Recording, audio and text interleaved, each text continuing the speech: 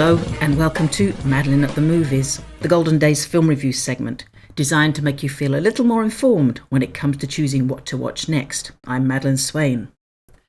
Last time I spoke a little of a new film reimagining the tale and character of Robin Hood, and this week another fictional favourite gets a reboot. Well, not exactly. We have already seen a glimpse of this version of Superman's cousin once before. She made a cameo appearance in the most recent Superman movie, Drunk and a Little Disorderly. Now she returns in the first full-length Supergirl movie since 1984's version, which starred a very blonde, blue-eyed and conventionally pretty Helen Slater as Superman's cousin. It's notable that since then there have been numerous films starring or featuring Superman, along with TV series like Smallville and Lois and Clark. If I named all the actors that had donned the red cape, I'd be here all day, though the most memorable recent ones would perhaps be Christopher Reeve, Henry Cavill and Dean Cain. The list of Supergirl appearances is much, much shorter, though there was a TV series that ran from 2015 to 2021, and which I think was actually pretty good. It wasn't up there with Buffy the Vampire Slayer as a movie-to-TV transfer, but it was in that ballpark, with well-developed characterizations and some strong storylines. But back to Supergirl, the 2026 film. Thanks to that appearance in 2025's Superman reboot, we already knew to expect a shake-up, and this version of Kara Zor-El, the Kryptonian name of Supergirl, is a sign of the times. Her appearance sets this up immediately. Yes, she's still blonde and blue-eyed, but it's dirty blonde, decidedly unkempt hair, and much of the time we don't see her eyes as they're hidden behind oversized sunglasses, worn to ward off the perpetual hangover she's experiencing as she embarks on an interplanetary pub crawl to celebrate her 23rd birthday.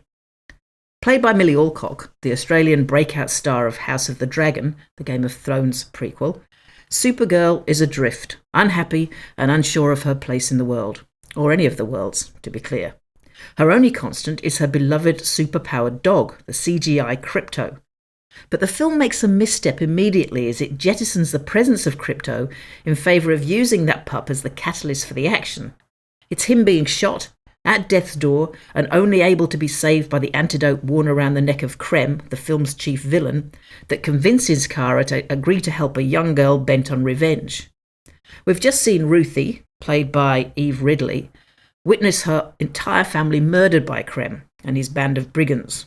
She's then taken her father's sword and begun her revenge quest, telling anyone and everyone who will listen, and those who would rather not, the nature of her plan. Unfortunately, this oft-repeated speech doesn't have half the impact of, "Hello, my name is Inigo Montoya, you killed my father, prepare to die." Instead, you may find yourself thinking, once was enough. In its favour, the film does revolve around female friendship, and screenwriters Ana Nogueira, Jerry Siegel and Joe Shuster haven't felt compelled to bring in a spurious romance for the sake of it. When Superman appears, again played by David Corenswet, who I really like in the role, by the way, he's just there to chat with his cousin and not save the day. Of course, I also love that Kara wears a Blondie t-shirt throughout. And Alcock is charismatic and watchable. It's not her fault that the screenplay makes her version of Supergirl pretty one-dimensional. When you've seen one drunken grimace at the daylight, you've seen them all. More of an issue is the direction. Craig Gillespie's CV to date includes I, Tonya, Lars and the Real Girl, and Cruella, so his handling of this is a bit disappointing. The whole film is not terrible, but just regularly misses a beat in the character development, the editing, in the action, in the framing, and in the effects, and particularly the alien costumes. The bars Kara visits remind viewers so much of the Mos Eisley cantina scene in Star Wars A New Hope, or the original Star Wars to you and me, that you're left thinking it's either an homage or a sign of filmmakers bereft of any originality. Also, the very experienced Belgian actor, Matthias Schoenaerts, doesn't really stand out, with little to distinguish him from a Mad Max henchman.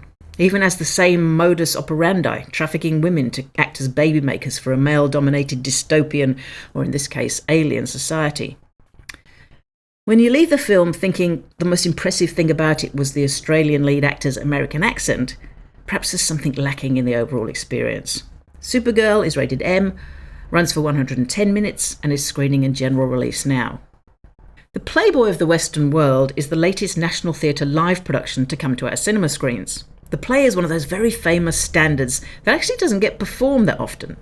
I was certainly very familiar with the title, but had never seen a production before. Written by John Millington Synge, it's a farcical melodrama that explores the clash between myth-making, hero worship and truth, with its tale of a feckless Irishman who turns up in a small village pub one day with a story of patricide.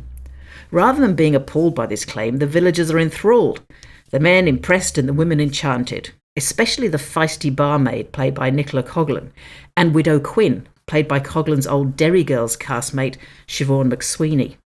It's a rambunctious production with an inventive and eye-catching set, brought to the stage with verve and pace by Abbey Theatre's artistic director, Catriona McLaughlin. But the poetic language is dense and the Irish brogue is delivered rapidly, so you may well miss some of the finer details. It's worth catching for the committed performances, but some people's power acting could be a little too shouty for others.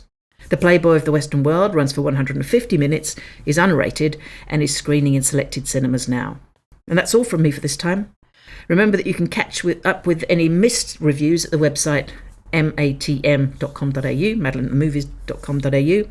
And Madeleine at the Movies was produced and edited by Blair Purvis. Stay safe and well, and thanks for listening.